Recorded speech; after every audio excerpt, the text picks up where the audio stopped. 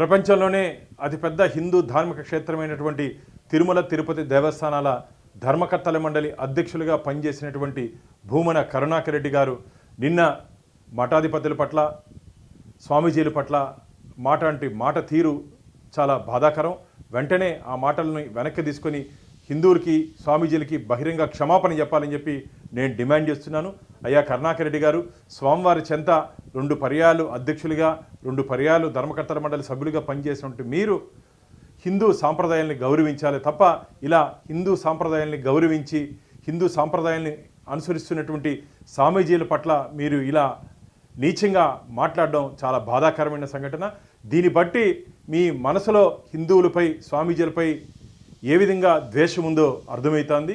కాబట్టి గతంలో గోశాల నుంచి గోవిందుడి వరకు నిత్యం అసత్య అబద్ధపు ప్రచారాలు చేస్తున్నారని చెప్పి స్వామీజీలు అలా మాట్లాడొద్దండి అని చెప్పి మీ దగ్గరికి వచ్చే ప్రయత్నం చేస్తే మీరు ఇలా వారి మీద దాడి చేసే విధంగా వారిని భయభ్రాంతులకు గురి చేసే విధంగా మీరు మాట్లాడడం ఇది మంచిది కాదు. వెంటనే మీ మాటలు వెనక్కి తీసుకోవాలని చెప్పి నేను డిమాండ్ చేస్తున్నాను. కరుణాకర్ రెడ్డి గారు, మీరు భగవంతుని మీద కానీ దేవస్థానాల మీద కానీ దేవుళ్ళ మీద కానీ మాట్లాడే నైతిక హక్కు మీరు కోల్పోయారు. 2019 నుంచి 2024 వరకు మీ ప్రభుత్వంలో మీ హయాంలో పూర్తిగా హిందూ దేవాలయాలపై దాడులు, హిందూ దేవతా విగ్రహాలు చెయ్యి ముక్కు నరికివేయడం జరిగింది, పవిత్ర రథాలు దగ్నం అవ్వడం జరిగింది. ఇవన్నీ మీ హయాంలో చేసి ఈరోజు టార్గెట్ తిరుమలతో కరుణాకర్ రెడ్డి గారు పనిచేస్తున్నారు. ఇది మంచిది కాదు.